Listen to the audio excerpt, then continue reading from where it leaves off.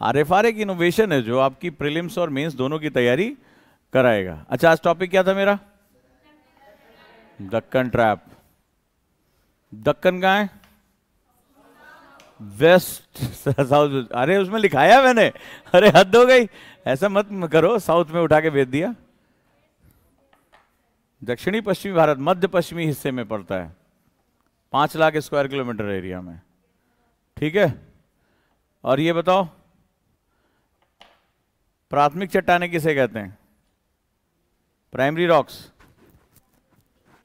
हाँ, अरे वाह क्या बात है, दांतों की करे हिफाजत। अगर जवाब नहीं दिया होता आरएफआर दांतों की भी हिफाजत करता है, और मोती सा चमकाने का काम तुम करते रहो। देखो नीम के दांतों नहीं है, कोई दिक्कत नहीं है।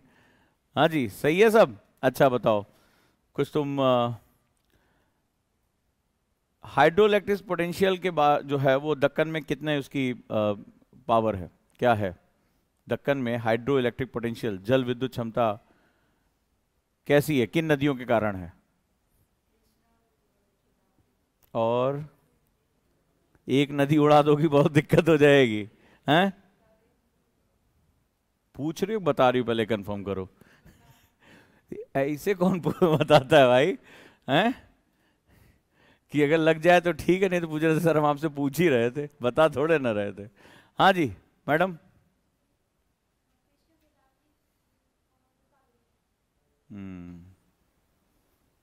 और डर के आगे जीत है, तुम बताओ कौन कौन से मिनरल्स पाए जाते हैं? कब तक मैं नदियों को रगड़ता रहूंगा? हाँ, कौन कौन से मिनरल पाए जाते हैं? हमने तो क्वेश्चन पूरा भी नहीं किया, तुमने बोलना शुरू कर दिया। हाँ, कुछ दिन बाद यहाँ एक टैटू आर्टिस्ट बिठा दूंगा। पूछो क्यों? तो जैसे तुम लोग गजनी टाइप हो, 15-15 मिनट मेमोरी लॉस हो जाती है तुम लोगों की, सुबह पढ़ाए शाम तक गायब है, तो क्या करेंगे उसमें जो इंपॉर्टेंट आंसर होगा गुदवा देंगे। यहाँ पे आदमी हाथ पकड़ के बैठा रहेगा और यहाँ लिखा जाएगा कौन कौन से मिनरल्स रहे हैं, ठीक है, ताकि याद आया अच्छा सर ने पढ़ाया आज आरएफआर की क्लास में। चलिए कुल मिलाकर गुड। आरएफआर को पार्ट देखिए कितने अच्छे अच्छे क्वेश्चन थे आज दक्कन को लेकर, ये किताबों में जल्दी मिलते नहीं इतने ढेर सारे पार्ट, तो वो तुम्हें एक पूरा डायमेंशन तुम्हारा कवर होता जा रहा है। ठीक है, और ये क्या है कैसे है, ये धीरे धीरे अपने आप एक तुम्हारी पढ़ाई में एक एनहांसमेंट तुम्हें देखने को मिलेगा। लेट्स स्टार्ट, चलिए शुरू करते हैं हम लोग आज की क्लास। तो मैपिंग में हम आगे बढ़ते हैं, और अब एक और सेगमेंट के बारे में आज हम देखते हैं, और वो है वैदिक पीरियड। और वैदिक में भी प्री वैदिक, जब हड़प्पा खत्म होता है तो उसके बाद एक पूर्व वैदिक काल की शुरुआत होती है। तो मैप में हम देखेंगे कि ये सभ्यता कैसे पनपी, ताकि आगे चलकर जब हम इसको बहुत विस्तार से पढ़ेंगे, एक्सप्लेनेशन के साथ पढ़ेंगे, तो हमें चीज़ों ज़्यादा जो है वो समझ में आनी शुरू हो जाए। चलिए सबसे पहले लिखो आज मैपिंग की अगली क्लास में, हिस्टोरिकल मैपिंग में आफ्टर हड़प्पा, हड़प्पा के बाद प्री वैदिक पीरियड, पूर्व वैदिक काल।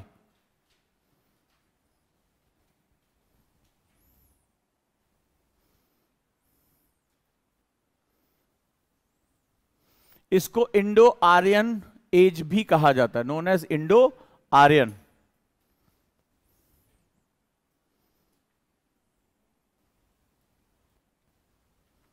इंडो आर्यन काल भी कहा जाता है। इसकी जानकारी का मुख्य स्रोत क्या है? ऋग्वेद। ऋग्वेद इसकी जानकारी का मुख्य स्रोत है। समय काल कब से कब तक माना जाए? 1500 से 1000 बीसी, ऐसा अंग्रेज कहते हैं, राइट। वेद, वेद का मतलब क्या होता है? वेद संस्कृत शब्द है, इसका मतलब होता है नॉलेज यानी ज्ञान।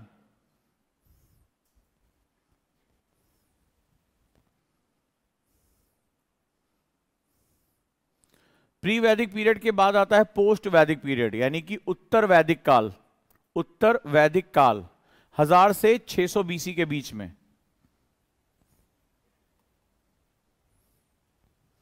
इस दौरान सामवेद, यजुर्वेद और अथर्ववेद की रचना होती है। सामवेद, यजुर्वेद और अथर्ववेद, इन सब के बारे में डिटेल में आगे बातचीत होगी। तो सबसे प्राचीन वेद कौन सा है हमारा? ऋग्वेद। सामवेद, यजुर्वेद और अथर्ववेद। तो बेसिक इंफॉर्मेशन हो जाती है। आगे देखते हैं। अब मैपिंग हमारे लिए जानना जरूरी है, क्योंकि यहां पर जो आर्यन इन्वेजन थ्योरी है अंग्रेजों ने जो दी थी, वो बहुत ही कॉन्फ्लिक्टिंग थ्योरी है। ये उन्होंने पूर्व करने जो है बताने की कोशिश की। कुछ छूट गया? कुछ छूट गया? लिख लिया? चलो। तो ये उन्होंने बताने की कोशिश की कि आर्य जो है वो रशिया के पास जो वर्तमान है वहां के पर्वतों के पास से निकलते हुए मध्य एशिया से भारत में आए थे।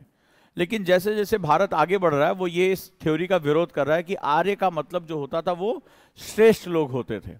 तो अंग्रेजों ने इसको एक साजिश के तहत जो है लिखा था, ताकि आने वाले समय में मूल निवासी उसका नाम द्रविड़ रख दिया और बाहर से आए हुए लोगों का नाम आर्य रख दिया, ताकि भारत कभी भी एक सा ना हो सके और आपस में विभाजित रहे, डिवाइडेड रहे और लड़ाई करता रहे।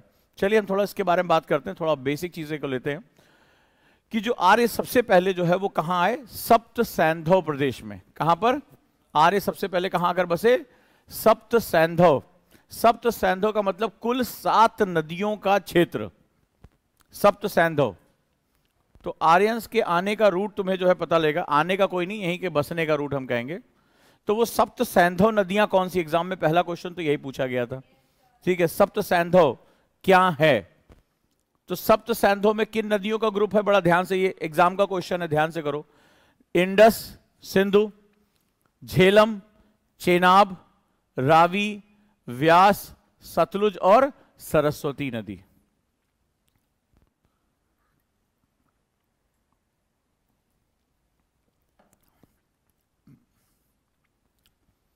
सरस्वती नदी।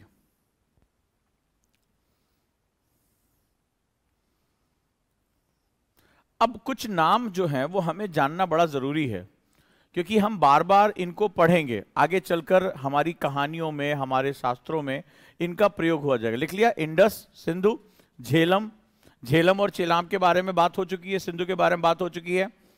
सरस्वती अब विलुप्त नदी हो चुकी है जलवायु परिवर्तन की वजह से। इसी को इंडो ब्रह्म भी कहा जाता था, प्राचीन समय में इसी को इंडो ब्रह्म नदी भी कहा जाता था। रावी, व्यास, सतलुज। तो हमने देखा हड़प्पा सभ्यता भी इन्हीं के आसपास थी। ठीक है, सतलुज और सरस्वती नदी जो विलुप्त हो चुकी है, तो इसमें जो अंग्रेज थे और अंग्रेजों के पिट्ठूकार जो इंडियन राइटर्स हैं वो भी इसको लिखते हैं कि सरस्वती एक काल्पनिक नदी थी, ऐसी कोई नदी थी ही नहीं, इसीलिए भारत की कोई सभ्यता उन्होंने मानने से इनकार कर दिया। इंडियंस ने लिखा, जो अंग्रेजों के जो है वो चाटुकार थे, जो अंग्रेजों के हिसाब से यस जी हुजूर, यस सर करते रहते थे। लेकिन सैटेलाइट इमेज से निकल कर आया है कि ये नदी वास्तव में थी, जो जलवायु परिवर्तन की वजह से क्या हुआ, कोर्स चेंज होने की वजह से वो विलुप्त हो चुकी है। चलिए आगे बढ़ते हैं। अब जो आर्यों का प्रारंभिक क्षेत्र था, राइट, वो शुरुआती दौर में जो आज हमारा पूर्वी अफगानिस्तान है, कभी भारत का हिस्सा था। ये पूरी सभ्यताओं की जननी हुआ करती थी नदियों के पास। अब 7 नदियां अपने साथ क्या करती थी? बहुत फर्टाइल प्लेन बनाती थी, तो ये बहुत ही उर्वरक क्षेत्र हुआ करता था। अब तो क्लियर है ना कॉन्सेप्ट, किसी को कोई दिक्कत नहीं है। तो हमें आबादी को बसने के लिए क्या चाहिए होता? पहली बात तो प्लेन चाहिए होता, पहाड़ों पर रहना मुश्किल होता है। दूसरा, प्लेन यानी कि जो होता है, अगर नदियां लाकर प्लेन बिछा रही है तो फिर वो क्या होंगी? बहुत उपजाऊ होंगी। पानी बहुत जरूरी होता है, पानी से आप सिंचाई भी करते हैं, पीने के लिए भी आपको पानी चाहिए, ड्रिंकिंग वाटर।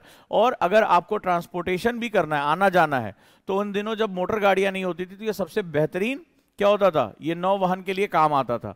तो कुल मिलाकर ये बहुत ही ज्यादा इंपॉर्टेंट हो जाता है।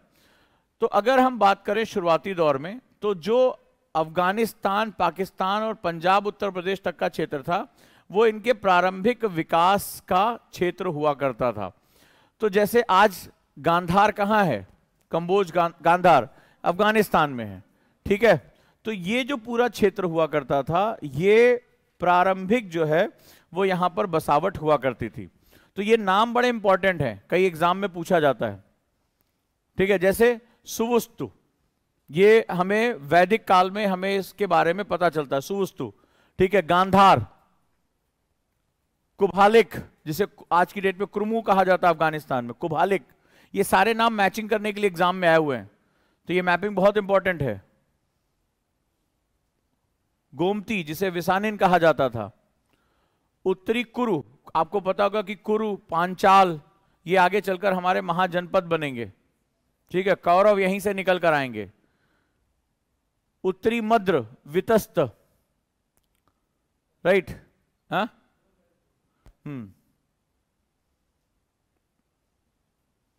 विपासा, पुरुषणी, एग्जाम में आया हुआ ये नदी, सुतुद्री, और यहां से बहती थी सरस्वती। तो भारत का क्षेत्र कितना विस्तार से देखो तो कितना ज्यादा हम विस्तारित थे। ये अभी अफगानिस्तान में है वर्तमान। गांधार, सुवस्तु, कुभालिक, गोमती, वितस्त, उत्तरी मद्र, कुरु, शिव, विपाशा, सुतुद्री, सरस्वती, पुरुषणी।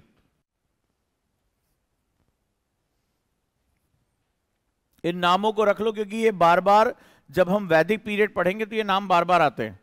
इन्हीं के आधार पर नदियों के नाम हमें देखने को मिलते हैं, मैचिंग के लिए आते हैं, ठीक है। तो ये प्रारंभिक जो है वो सेगमेंट हमारे पास रहा। कुछ लोग घबरा रहे होंगे, तो ये मैं बता दूं कि हिस्ट्री को पढ़ने का एक बड़ा गलत तरीका हमारे यहाँ अपना लिया गया। हिस्ट्री को माना जाता है कि ये फैक्ट बेस होता है, राइट। तो उस कंडीशन में क्या होता है, हिस्ट्री में लगता है कि हम कुछ डेट्स लिखेंगे, याद करके हम आगे बढ़ जाएंगे। ऐसा नहीं होता हिस्ट्री में।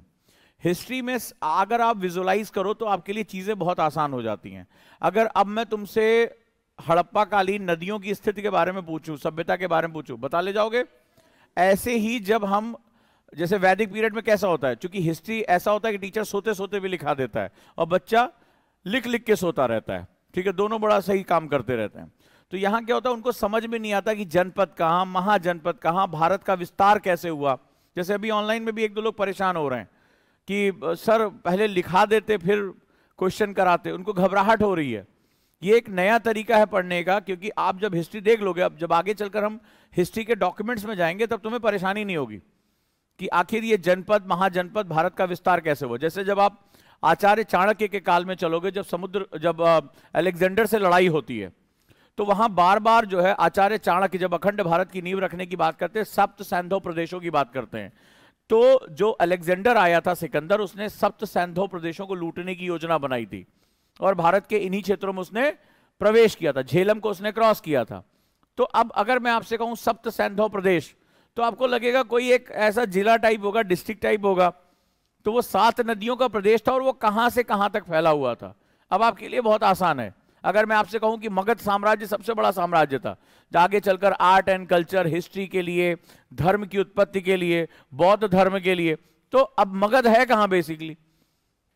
अब आपको पता ही नहीं चल रहा होगा मगध कहां है, कुरु कहां है, पांचाल कहां है, चेदी कहां है, वज्जी कहां है। अब आपको तो सब ऊपर ऊपर हवा हवा में लग रहा होगा, मामला कहां जा रहा है। अब इन मैपिंग्स को देखने के बाद आपके लिए चीजें बहुत आसान हो जाएंगी। इस तरह से भारत का विस्तार होता है, ठीक है। चलिए, तो प्रारंभिक दौर में वो लोग सप्त सैंधव प्रदेशों में आकर बसते हैं। अब ये कॉन्सेप्ट क्लियर है कि नदियों के किनारे ही क्यों, ये सबसे इंपॉर्टेंट है। और दुनिया भर की जितनी सभ्यताएं, बड़ी बड़ी सभ्यताएं हैं, वो हमेशा नदियों के किनारे ही रही हैं। तो रिवर्स का एक बड़ा इंपॉर्टेंस रहा, और इसीलिए कितनी भी सभ्यताएं, कितने भी तरीके हों, नदियों को हमेशा क्या होता है, जीवनदायिनी और पवित्र माना जाता है। अब थोड़ा सा इसके बारे में जानकारी ले लेते हैं, और ये मत समझना कि ये कंप्लीट पढ़ा रहा हूं, बस मैं तुम्हें विजुलाइज करा रहा हूं कि हिस्ट्री है कैसी, और 6ठी शताब्दी तक हमें इसी तरह से चीजें करनी है। तो आर्यों का अगर क्षेत्र की बात करें, आर्यन क्षेत्र, जो प्रारंभिक आर्य थे, लिखो आर्यों का क्षेत्र, तो पूर्वी पाकिस्तान, अफगानिस्तान, सॉरी, पूर्वी अफगानिस्तान, पाकिस्तान, वर्तमान पंजाब और उत्तर प्रदेश का क्षेत्र।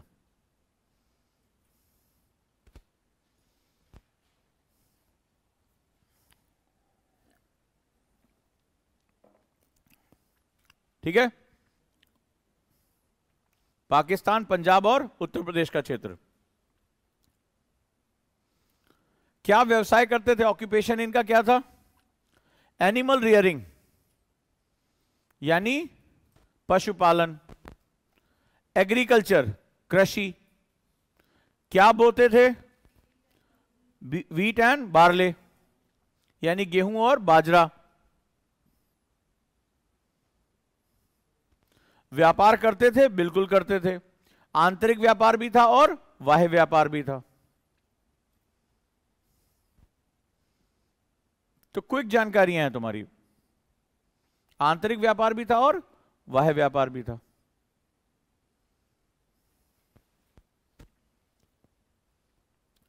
इकोनॉमी कैसी थी, अर्थव्यवस्था कैसी थी? बार्टर सिस्टम था। बार्टर सिस्टम, बार्टर सिस्टम का मतलब होता है वस्तु के बदले वस्तु, ठीक है, यानी वस्तु विनिमय इसको बोलते हैं, बार्टर सिस्टम। और सारी इकाई किसमें थी, संपत्ति किसमें थी? गायों को संपत्ति मानते थे। गायों के बेसिस पे मेजरमेंट किस पे होता था? गाय, कितनी गाय हैं, जितनी ज्यादा गाय होंगी वो क्या होगा? गोपाल होगा वो, ठीक है। जैसे आगे चलकर तुम देखोगे वैदिक धर्म में कुछ जो है वो क्या होता है, शब्द आते हैं, जैसे गोत्र, तो गायों से निकला हुआ है ये, ठीक है। दुहिता, लड़की का पर्यायवाची क्या होता है? जो बेटी होती है उसको दुहिता बोलते हैं। तो माना जाता था जो गाय का दूध दूती है, ठीक है, जो बेटी है जिसका काम निकला हुआ है, वही दुहिता कहलाती है। तो वहीं से हमारे शब्द निकले। तो मेजरमेंट बेसिक्स क्या थे? काऊ। समाज कैसा था? लिखो, सोशल सिस्टम, सामाजिक तंत्र कैसा था? तो बेसिक यूनिट क्या थी? परिवार, फैमिली। बेसिक यूनिट क्या थी? परिवार। उसका मुखिया कौन था? जो घर का बुजुर्ग होता था, पुरुष, सबसे उम्र दराज पुरुष, एल्डर मेल, वो घर का मुखिया होता था। फैमिली, जब कई परिवार मिलते थे तो एक नई यूनिट बनती थी जिसका नाम था ग्राम। ये एग्जाम में सारे पॉइंट है, सारे के सारे पॉइंट एग्जाम में आए। प्रीलिम्स का पेपर उठाओगे एक एक पॉइंट आया हुआ है, ये इसको मोस्ट इंपॉर्टेंट मार्क कर लो। एक एक क्वेश्चन यहां से आया हुआ है प्रीलिम्स में। ग्राम, ग्राम किससे मिलकर बनता था?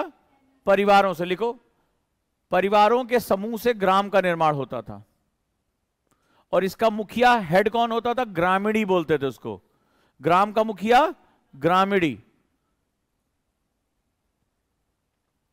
जब कई गांव मिलते थे तो उसको विश कहा जाता था, विश। लिखो, कई ग्रामों से मिलकर क्या बनता था? विश बनता था। इसके हेड को, इसके मुखिया को बोलते थे विशपति। इसको विशपति बोला जाता था, विशपति। किसी को कोई लिखने में दिक्कत?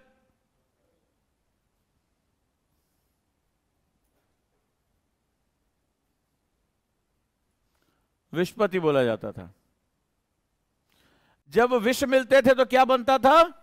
जन बोला जाता था, उससे जन्म होता था। ये याद रखना, हायरार्की। इसको कई तरीके से पूछा गया है, स्टेट एग्जाम में डायरेक्टली पूछा गया है कि विष क्या था, पूर्व वैदिक काल में विष क्या था, ठीक है। ग्रामीणी कौन सी पोस्ट थी? और एक बार यूपीएससी में क्या हुआ, इंक्रीजिंग ऑर्डर और डिक्रीजिंग ऑर्डर पूछा हुआ है कि कौन किससे बड़ा है। तो गलती से गलती मत करना। तो विष के मिलने से क्या बनता था? जन। यही बहुत इंपॉर्टेंट इकाई हो जाती, जन, मेड बाय विश। इसके मुखिया को क्या बोला जाता था? राजन। आपने सुना होगा पुराने कभी भी राजन, ठीक है। तो राजन क्या हुआ करता था? पोस्ट हुआ करती थी। आपने देखा ना महाभारत रामायण, राजन आप ये करें, बड़ी इज्जत से बोला जाता था। तो वो क्या होता था? हेड होते थे वो जन के, राजन।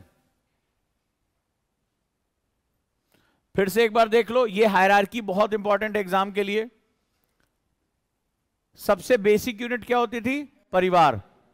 उसका जो हेड होता था वो सबसे उम्रदराज, अभी भी ज्यादातर तुम देखोगे भारत में ऐसा ही होता है, ठीक है। तो वो एल्डर मेल हुआ करता था। फिर ग्राम, मेड बाय फैमिलीज, ठीक है, यानी परिवारों के मिलने से कुछ परिवार रहते तो उससे ग्राम का निर्माण होता था। आज भी यही होता है गांव। उसका मुखिया, जैसे आज प्रधान बोलते हैं, तो ग्रामीणी हुआ करता था। गांव के मिलने से विष बनता था। विष का हेड क्या होता था? विशपति होता था।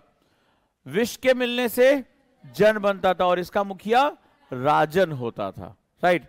अब जरा ध्यान से देखो, तो जो ये विदेशी कहते हैं कि आर्य बाहर से आए, लेकिन आर्य वास्तव में होता था श्रेष्ठ जन। आर्य का जो सही मतलब होता है, ये कोई नस्ल नहीं है। मैंने इतिहास की साजिशों में पढ़ाया हुआ है, राइट, कि उसमें ये कोई मतलब ये बाहर से आए हुए लोग नहीं थे, ये नस्ल का कॉन्सेप्ट नहीं था यूरोपियंस की तरह, जर्मन्स की तरह। यहां आर्य का मतलब होता है, आर्य मतलब होता है श्रेष्ठ लोग, जो ज्ञान, विज्ञान, संस्कृति, कानून, इन सब में जो सुपीरियर लोग होते थे वो आर्य कहलाते थे। तो आखिर क्या खास बात होती थी? और जनरली तुम देखोगे इस कल्चर में, तुम जो व्यक्ति पाओगे तो ये पुरोहित हुआ करता था, ठीक है, जो ज्ञानी व्यक्ति हुआ करता था वो बेसिकली फिलोसफर होता था, मेंटर होता था, राइट। तो पुरोहित का बड़ा इंपॉर्टेंट पोस्ट हुआ करता था, ये राजन का फिलोसफर या मेंटर हुआ करता था, कि जैसे राजा का धर्म हुआ करता था। तो भारत में भी बड़े अलग कॉन्सेप्ट है, जैसे विदेशों में रिलीजन को धर्म कहा जाता है, कि ठीक है आप फलाना ईश्वर को मानते हो तो आपका वो धर्म है। भारत में ये धर्म नहीं था, भारत में ये पंथ है। इसीलिए अंग्रेजों ने भारत की ऐसी तैसी कर दी, वो भारत को ना समझ पाए ना भारत की आत्मा को समझ पाए। भारत में धर्म एक अलग चीज है, धर्म का मतलब पूजा पद्धति नहीं है। भारत में पूजा पद्धति का मतलब पंथ होता है, पंथ व्यक्तिगत होता है, धर्म सार्वजनिक होता है। चाहो तो लिख लो, पंथ एक निजी चीज है, व्यक्तिगत चीज है, पर्सनल थिंग है। धर्म पब्लिक थिंग है, धर्म इज पब्लिक एसेट। अर्थात मैं किस ईश्वर को मानता हूं, मैं किस ईश्वर को नहीं मानता हूं, मैं आस्तिक हूं, नास्तिक हूं, मूर्ति पूजा करूं, ठीक है, अमूर्ति की बात करूं, किसी भी चीज के बारे में बात करूं, ये मेरा व्यक्तिगत मामला है। इससे ना आपको कोई लेना देना है ना मैं। आप मान लीजिए, हो सकता है कि आप सभी एक ही पांथिक व्यक्ति के हो, लेकिन कोई ईश्वर को मानता हो, कोई नहीं मानता हो, कोई किसी भी रूप में मानता हो, ठीक है, कोई जरूरी नहीं ना, हम सभी अलग अलग हैं, अलग अलग। तो भारत ने इस विविधता को हमेशा से समझा है। तो भारत में ये पंथ है कि तुम चाहे किसी को भी मानो। धर्म क्या है? धर्म सार्वजनिक व्यक्ति, मतलब ये वेस्टर्न से अलग है। धर्म का मतलब जैसे राजा का धर्म है, तो राजधर्म का मतलब क्या हुआ कि भाई न्याय की व्यवस्था की जाए, सबको जो है जस्टिस मिले, टैक्स उतना ही लिया जाए जितना जरूरी है, प्रजा की रक्षा की जाए, राजा साहसी होना चाहिए, न्याय संगत होना चाहिए, बहुत मेहनती होना चाहिए। तो ये क्या है? राजधर्म होता है, प्रजा के कल्याण के लिए काम करे। यहां तक कि आपने देखा हमारी कहानियों में कि जब प्रजा ने बोल दिया तो भगवान श्री राम ने माता सीता को भी वन भेज दिया त्याग करते हुए, क्योंकि वो राजधर्म था, उसके हिसाब से वो गलत नहीं थे। तो उनसे जब पूछा गया कि अभी कई लोग कहते हैं कि भाई अपनी पत्नी को छोड़ दिया, ये कैसे राजा, ये कैसे भगवान? तो उनसे कहा गया कि राजधर्म व्यक्तिगत चीज से ऊपर है। तो भगवान श्री राम ने कहा कि माता सीता का मैं पति हूं, यह व्यक्तिगत मसला है, मेरा इनसे प्रेम एक व्यक्तिगत मसला है, लेकिन मैं समस्त प्रजा का क्या हूं? राजा हूं। और मुझे अपने व्यवहार में, अपने आचरण में वो शुद्धता रखनी होगी, वो प्योरिटी रखनी होगी कि प्रजा मेरी चीजों को क्या करे? अनुसरण करे। ये सार्वजनिक चीज है। तो राजधर्म क्या था? सार्वजनिक। और राजधर्म क्या हुआ? पति के धर्म से ऊपर था। तो हमने बहुत ही बारीकी से समाज की रचना की थी। अंग्रेजों ने आके उस धर्म शब्द को क्या किया? मिला दिया। अब जैसे स्टूडेंट का धर्म है, तो स्टूडेंट का भी धर्म है कि काक चेष्टा वको ध्यानम स्वान निद्रा तथैव च अल्पाहारी ग्रह त्यागी विद्यार्थी पंचलक्षणम। अल्पाहारी, कम खाने वाला, ठीक है, अल्पाहारी ग्रह त्यागी, उसे किसी से मोह माया नहीं है। गुरु के आश्रम जाना है तो जाना है, गुरुकुल आना है तो आना है, पीछे पलट के नहीं देखना है, क्योंकि आपका धर्म है वो। अल्पाहारी ग्रह त्यागी, स्वान निद्रा तथैव च, यानी जैसे जो है कुत्ते की नींद होती है तुरंत, अब पता चला सोए अलार्म बज बज के मर गया, उठा ही नहीं जा रहा है। काक चेष्टा वको ध्यानम, जैसे कौवा बार बार प्रयास करता है, आंसर लिखने की कोशिश की, नहीं लिखा जा रहा, फिर से कोशिश की, याद कर रहे, नहीं हुआ, बार बार। जैसे कौवा क्या होता है? पानी पीने के लिए बार बार प्रयास करता है। तो बार बार कोशिश करना है, कोशिश करना विद्यार्थी का धर्म है। यहां पहली बार ये आंसर लिखा, मन में ख्याल लिए लिखेंगे ऐसा कि इसके बाद तो संग्रहालय में रखा जाएगा, म्यूजियम में लोग देखेंगे, वाह क्या लिखा है, पहली बार ही, इंडियन शेक्सपियर है ये। तो पहली बार आंसर लिखा और इतनी उम्मीदों के साथ आंसर लिख देते। सर देखिए ना, पहला पहला आज ही जो है इनका बोहनी हुई है, उसके बाद ये हालत है। काक चेष्टा वको ध्यानम, और फोकस पूरी तरह वको, जैसे बगुला पानी में खड़ा होता है, इतना शांत हो जाता है कि मछली को एहसास ही नहीं होता कि बगुला खड़ा है।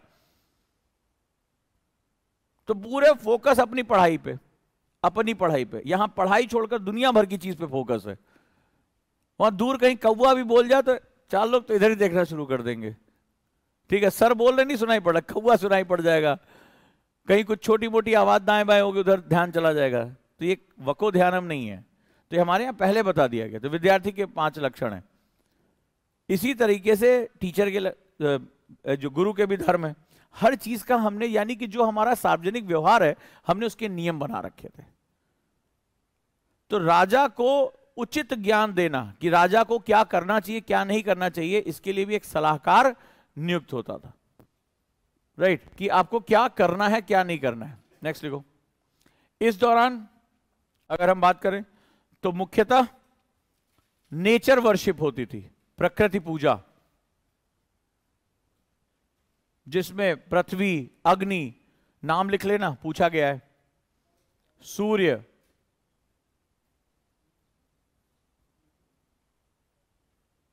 पृथ्वी, मतलब प्राकृतिक तत्वों का हम लोग पूजा करते थे।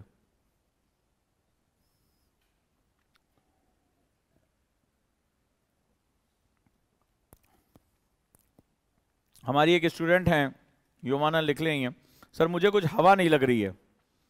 लगेगी कैसे? पुरानी आदतें, ओल्ड हैबिट्स डाई हार्ड।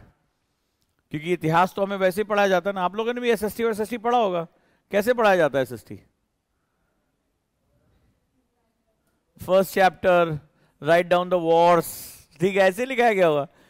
और तुम भी उसको क्या कैसे पढ़ते थे? हिस्ट्री पढ़ने का तरीका क्या था? तुम्हें समझने के लिए तो कुछ होता है, हमें बचपन से सिखाया जाता है। हिस्ट्री कोई समझने की चीज है? ये तो रटने की चीज है, बट सबसे ज्यादा समझने की चीज यही है, ये हमारे अस्तित्व का आधार है। तो बेटा थोड़ी सी तकलीफ तो होगी, राइट, थोड़ी सी तकलीफ होगी, क्योंकि पहली बार समझने की कोशिश की है। अब प्यार व्यार तक मत जाओ यार, ठीक है, ठीक है, पढ़ने की बात की, पढ़ने से प्यार करो। चलो, तो नेचर की हम पूजा करते थे, तो ये हमारे लिए सबसे इंपॉर्टेंट सेगमेंट था। तो पहली बार हो सकता है आप लोगों ने दर्शन किए हों कि वैदिक सभ्यता थी कहाँ। अभी तक तो आपने पढ़ा होगा, मुझे तो इतना पता है 9th 9th में आपने पढ़ा होगा और हमारे कई स्टूडेंट ने पढ़ा होगा, लेकिन पहली बार देखा है, ठीक है, कि कहाँ है। तो हम अभी कुछ ना समझ रहे हैं ना समझा रहे हैं, हम तुम्हें बता रहे हैं कि समझना कैसे। देख लो पहले कहाँ कहाँ हो रहा है। तो अब इससे क्या हुआ, जब शुरुआती दौर था हमारा, तो हमने इस क्षेत्र में जो सप्त सैंधव था, आगे चलकर अलेक्जेंडर के युद्ध में इसका बार बार नाम आएगा, ठीक है, तो बहुत लोग बंगवाते रहते हैं, है कहां सप्त सैंधव? दक्कन वक्कन याद कर लेते, लेकिन दक्कन कहां ये पता नहीं है, यहां दिमाग का ढक्कन ही नहीं खुलता, दक्कन कहां से ढूंढेंगे। तो अब क्या होगा कि धीरे धीरे जब ये जनसंख्या बढ़ेगी, जो जन है, लोगों की पॉपुलेशन बढ़ेगी, और पॉपुलेशन बढ़ने के पीछे रीजन क्या है? फूड सिक्योरिटी का होना, ठीक है, सोशल स्ट्रक्चर का बनना, सुरक्षा का होना, ये सब कुछ लॉजिक्स होते हैं जिसकी वजह से हमारा पॉपुलेशन क्या होता है, इंक्रीज करना शुरू कर देता है। तो इन्हीं जन से, जन का मतलब होता है लोग, लोगों का समूह, इन्हीं जन से हम जनपद का निर्माण करेंगे। जनपद, जन यानी लोग, पद यानी चलना, तो जहां पर लोगों की आवाजाही बढ़ेगी, तो अब हमारे पास एक और स्ट्रक्चर आएगा, पॉलिटिकल स्ट्रक्चर बनना शुरू होगा। सोशल स्ट्रक्चर हमारा बन गया, फैमिली, ग्राम, ठीक है, विश्व, जन, ठीक है, तो ये हमारे क्या हो गए? स्ट्रक्चर बन गए।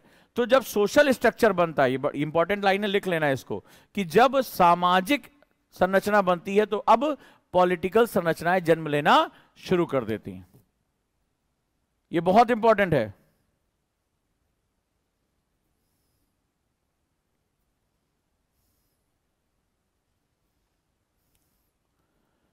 ये बहुत महत्वपूर्ण है। आज भी देखो, अगर इजराइल फिलिस्तीन की बात करो तो यहूदियों ने अपने लिए एक जगह मांगी, फिलिस्तीन के क्षेत्र में यहूदियों को लाके बसा दिया, तो दोनों की दोनों ने अपना क्या किया? जो फिलिस्तीन पूरी दुनिया में इधर उधर के जो इजराइल के लोग थे, यहूदी, ठीक है, वो उस क्षेत्र में आकर बसे, और फिर उन्होंने अपनी बस्तियों को क्या किया? समाज का निर्माण किया, अपनी बस्तियों की घेराबंदी की।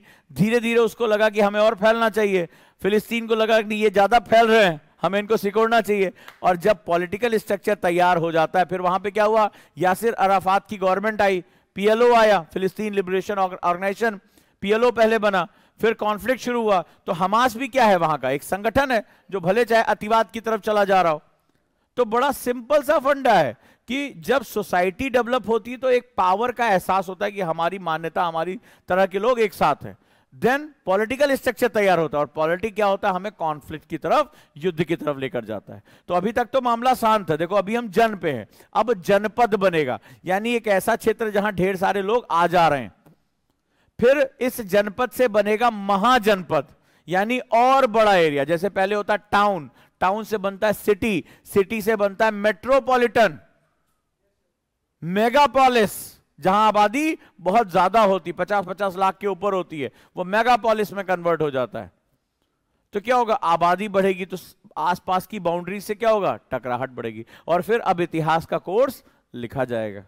ठीक है, इतिहास का निर्माण होना शुरू हो गया। चलिए आगे बढ़ते हैं।